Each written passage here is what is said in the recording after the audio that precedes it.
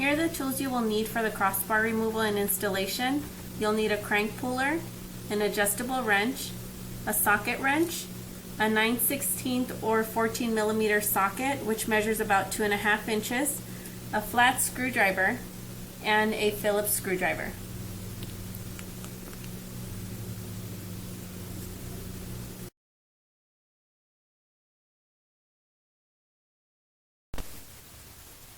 We're looking at the removal of the petal tube. For a better position to remove the caps, which is where you will start, you want to turn the petal tube or the connection joint up to the top to make it easier for you, since the screws are underneath. You have 3 screws numbered 58 on your owner's manual. You can use a Phillips screwdriver and remove all 3 screws.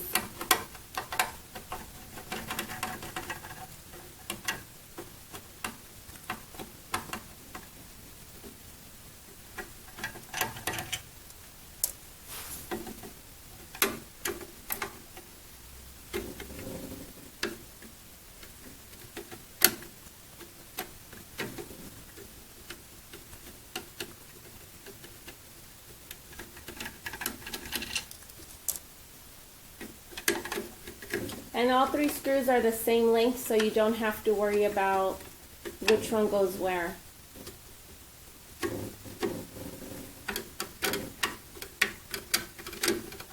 You will see that the caps or the covers begin to come off.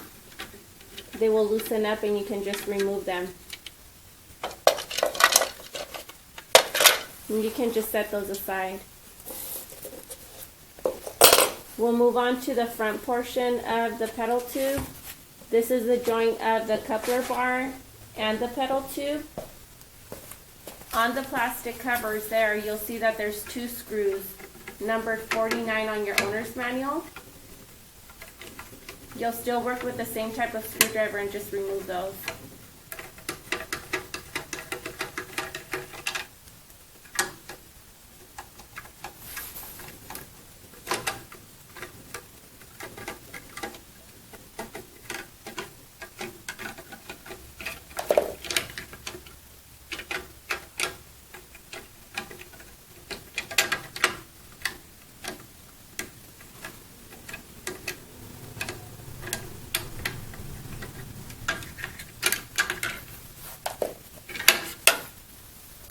Can set those aside. Now we're going to work on the hardware listed as number 31, which is your bolt, the washer number 34 and 35 that connect, 34 and nylon nut number 35 that connect the coupler bar to the petal tube. You can use either the tools that were provided for your original assembly, or you can use 2 adjustable wrenches if you have them at home.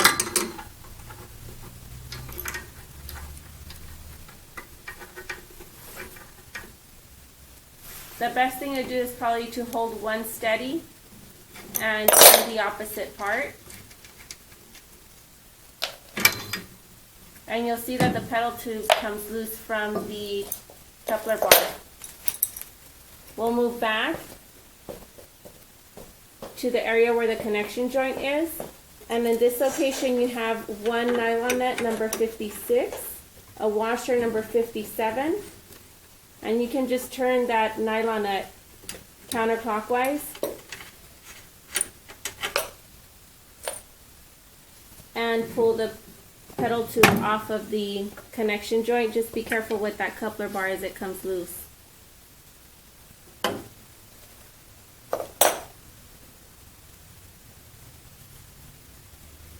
Using a flathead screwdriver, go ahead and place the flathead screwdriver behind the circular cap in the center of the wheel, and it'll pop right off.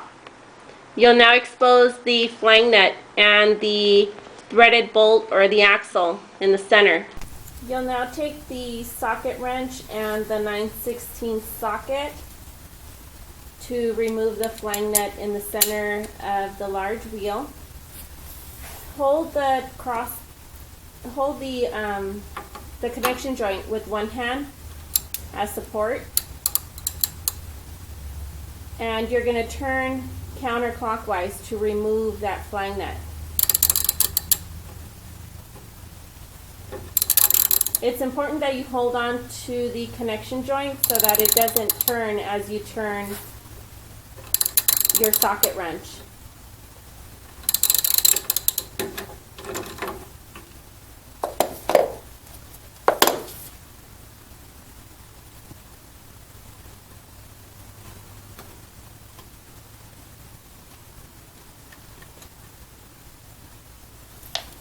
Now that the flying nut is out, you can use your crank puller, and you'll have to unthread the crank puller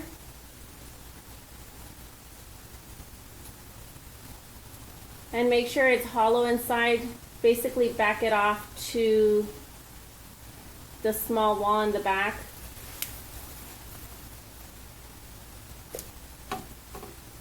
Place the crank puller into the center of the wheel, and you will turn clockwise.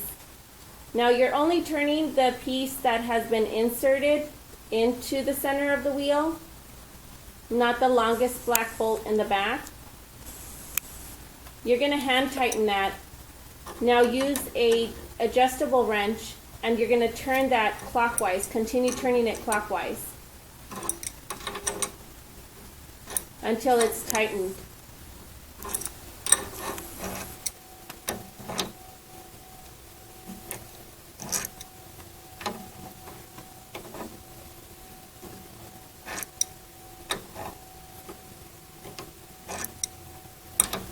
Now that it's completely tight, you'll turn the longer bolt until the wheel starts to loosen up. When you're turning the bolt, what it'll do is it'll help to remove that circular wheel. It'll pop the circular wheel out.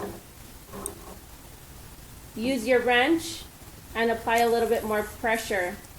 You want to do this slowly. You don't want to work too fast, just to avoid the complete removal of the wheel. You want to loosen up the wheel, not remove it completely just yet.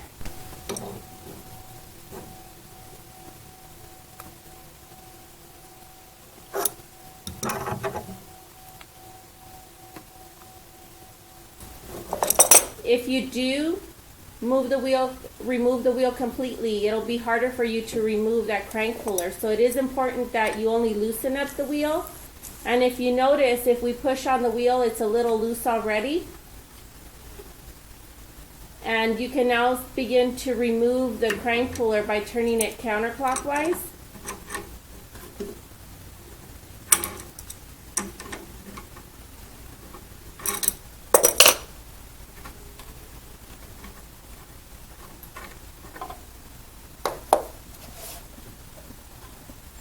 And now you can go ahead and pull the circular wheel. It should loosen up and it'll come right off.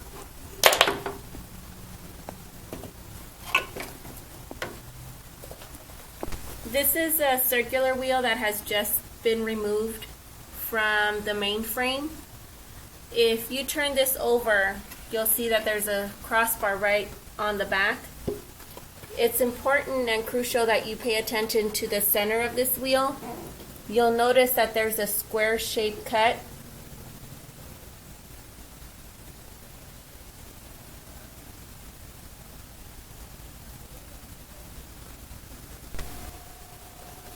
You'll notice that the center of the wheel, just where we removed the wheel, there's a threaded stud. And on the threaded stud, you will also see the same square shaped cut that you've seen in the center of the crossbar, or the center of the large wheel. Make sure that the sides are aligned to the center of that wheel. While mounting the circular wheel, you want to make sure that your pedal connection joints, where you attach your pedal tubes, are in opposite directions. So number one, you want to make sure that the center of your crossbar here, which has the square shape cut, matches the threaded stud with the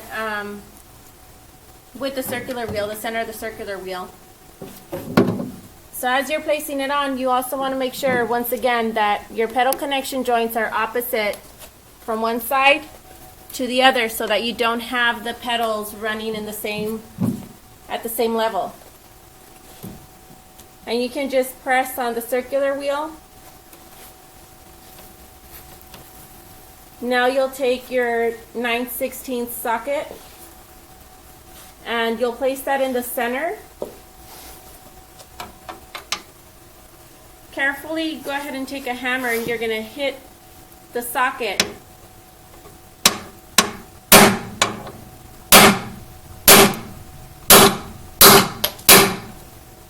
What this will do is it'll put pressure on the circular wheel so that it stays on and it's steady.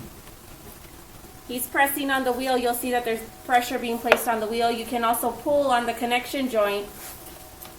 If you pull on it or turn it, if you see any movement or any unsteadiness on that wheel, you want to hit the center again with that socket wrench.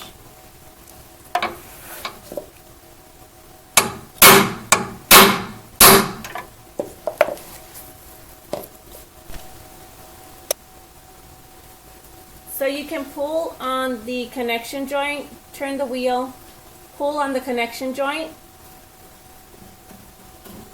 and you'll see that the wheel's steady and it's flushed against the dark gray cover. You will also notice that your pedal connection joints are opposite of each other, meaning one is at the highest level, the other's at the lowest level, up and down. You can now proceed and take your flying nut, apply it once again to the center of the circular wheel, and you're going to take the 9/16 socket wrench again. You can hand tighten the nut by turning it clockwise. Once it's hand tightened, go ahead and take your tools and you can go ahead and tighten the part.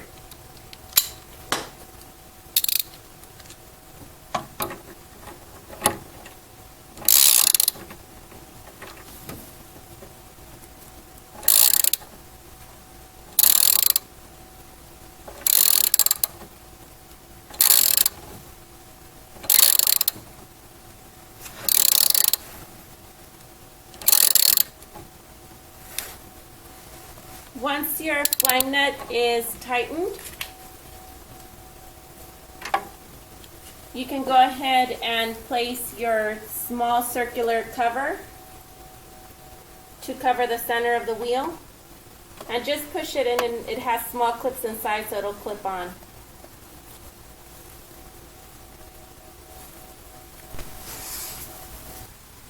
We're now starting on the reinstallation of the pedal tube. You're going to take the pedal tube and connect it onto the connection joint, making sure that on the connection joint you already have your spacer and the wavy washer.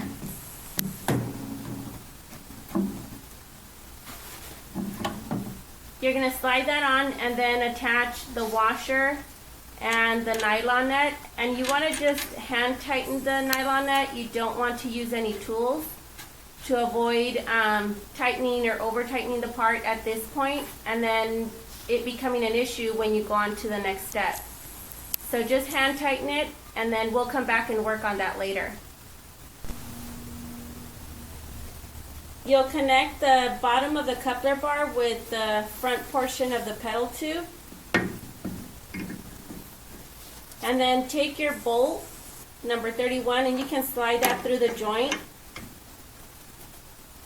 You'll then use your washer and nylon nut, which should be number 34 and 35. And you can hand tighten that first. Now that you've hand tightened, you can go ahead and use your tool. And you can use the tools provided, or if you have an adjustable wrench at home that you can use. Preferably hold one part steady, and turn the opposite so that it'll tighten correctly.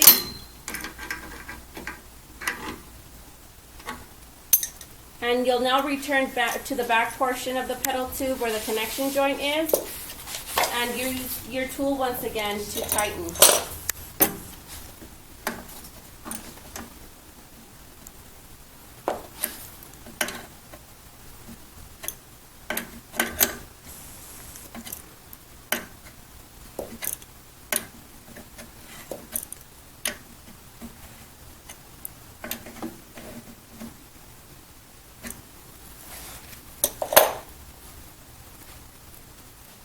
now take your covers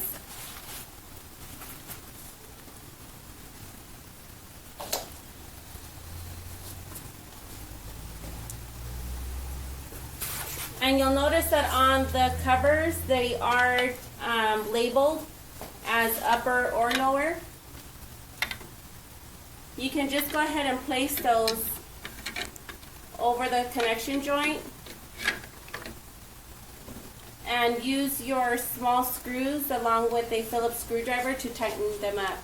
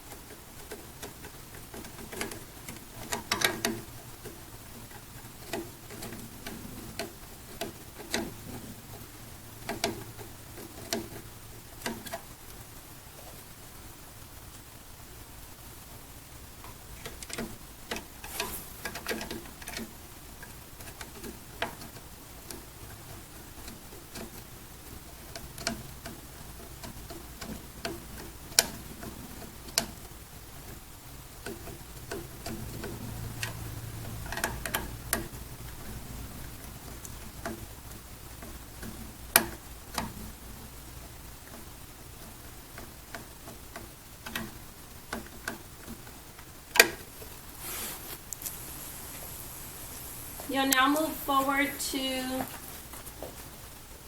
complete the last step, and that's in the front section again of the petal tube. And you have your covers once again. One is listed as left or right. You'll see an L or an R in front depending on what side you're working on.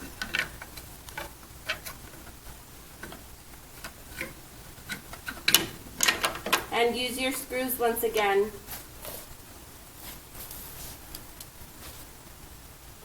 And if anything is not clear, you can always refer back to the owner's manual. There's an assembly step that'll guide you step by step if the video is not clear enough, or if you're not understanding exactly the location of the parts. Refer back to the manual and it'll explain in more detail.